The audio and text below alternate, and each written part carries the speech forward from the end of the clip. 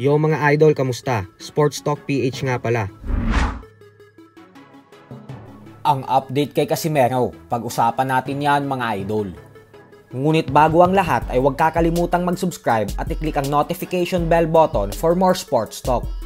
So isang napakagandang balita nga po para sa ating mga Pinoy boxing fans. Ito po ay dahil ayon sa ating mapagkakatiwalaan na source, ay kumpirmado na ang susunod na laban ng ating pambato na si former 3 Division World Champion Angas ng Pinas, General Casimero, na siyang nakatakdang ganapin sa susunod na buwan. October 25 or October 26 daw ito gagawin sa bansang Japan. Saktong isang taon nang nakakalipas magmula nang mapatawan ng 1-year suspension si Casimero ng Japan Boxing Commission nang dahil sa pag-overweight niya sa naging laban niya kay Saul Sanchez.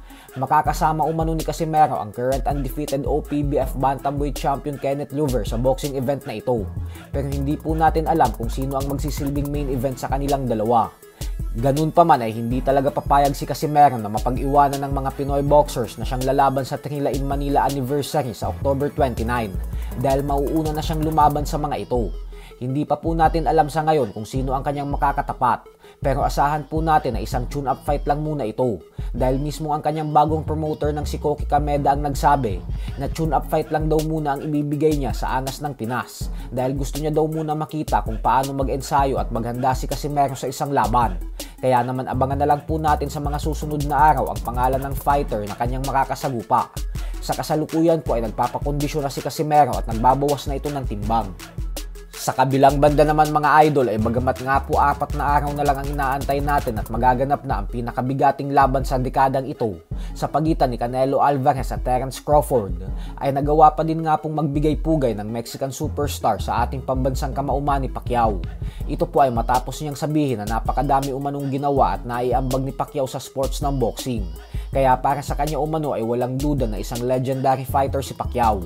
Paliwanag ni Canelo na kapag usapang pinakamagagaling na boksingero sa buong kasaysayan ng boxing, ay automatic na umano na kasama lagi ang pangalan ni Pacman sa debate. Habang si Crawford naman ay sinabing sa paningin niya umano ay hindi tunay na kampyon ng ating pambansang kamao. Banat ni Crawford na bagamat isang magaling na boksingero si Pacquiao, ay kumbinsido daw siya na hindi niya maaabot ang lahat ng tagumpay na nakamit nito kung naging natural lang siya at hindi gumagamit ng pinagbabawal na gamot.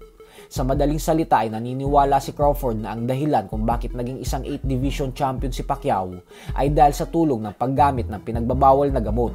Bukod dyan ay sinabi din ni Crawford na alam niya din umano na buong boxing career ni Pacquiao ay iniwasan siya nito nang dahil sa takot nitong matalo sa kamay niya. So hanggang dito na lang po muna tayo mga idol. Sports Talk PH, kakaiba ang laban ng mga Pinoy. Lakas at dedikasyon ng armas na tinuon. Kamaong nagbabaga, ang sayo ay babaon. Mga Pinoy na ating